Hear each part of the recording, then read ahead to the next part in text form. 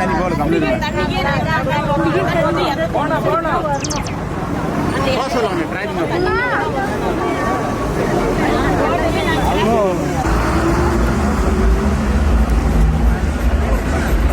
என் பேர் கே சரவணன், முன்னாள் ஊராட்சி மன்ற தலைவர், மாவட்ட ஊராட்சி குழு உறுப்பினர். இந்த பகுதியில் பார்த்தீங்கன்னா தருமபுரி ஊராட்சி ஒன்றியம், செம்பாண்டம் ஊராட்சி, குண்டலப்பட்டி, இதில்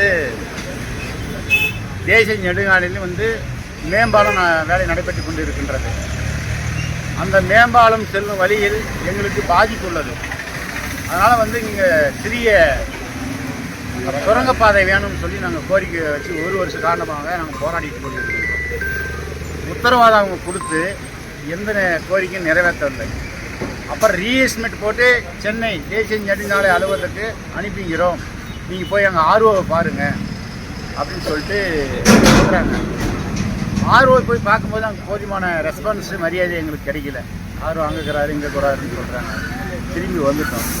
அதனால தான் தொகுதியினுடைய சட்டமன்ற உறுப்பினர் மரகத வெற்றிவேலுக்கும் தருமபுரி சட்டமன்ற உறுப்பினர் முனைவர் சௌமியா அன்புமணிக்கும் மனு கொடுத்து இன்று காலையில் 8:30 மணி அளவில் சௌமியா அன்புமணி இங்கே இருக்கிற சூழல் எவ்வாறு இருக்கின்றது, இது அவசியமா தேவையா தேவையில்லையான்னு என்று பார்வையிட்டு இது தேவையான ஒரு கோரிக்கை தான்.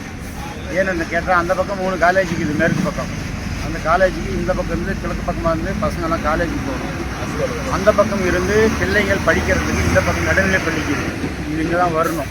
2வது விஓ அலுவலகம் கிழக்கு பக்கமாக இருக்குது, ரேஷன் கடை கிழக்கு பக்கமாக இருக்குது, தொடக்க வேளாண்மை கூட்டுறவு வங்கி பேங்க் இந்த பக்கம் இருக்குது. அதனால் எங்களுக்குள்ள ஒரு தொடர்பு இல்லாமல் போயிடும்.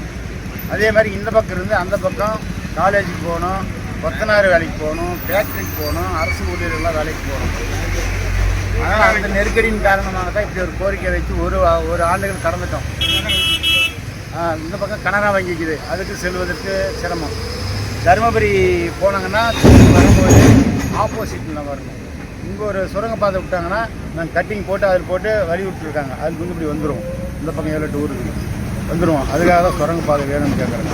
ரிட்டர்ன் வரும்போது ஆப்போசிட்டு பயமாக இருக்குது. உங்களுக்கே தெரியும் பாரு எவ்வளோ டிராஃபிக் ஜாம் ஆகி வண்டிங்கெல்லாம் ஒன்றுவேல் கூட போகல, டபுளாக வண்டிங்க வராங்க. இந்த கோரிக்கையாக தான் தொடர்ந்து நாங்கள் போராட்டம் பண்ணுறோம். வருகின்ற 10/8 திங்கட்கிழமை தொடர் உண்ணாவிரதம் இருப்பது என்று போலீஸுக்கு அனுமதி கேட்டிருக்கிறோம். அவங்க கொடுத்தாலும் சரி கொடுக்கலாலும் சரி நாங்கள் உண்ணாவிரதம் தொடங்குவது முடியுது.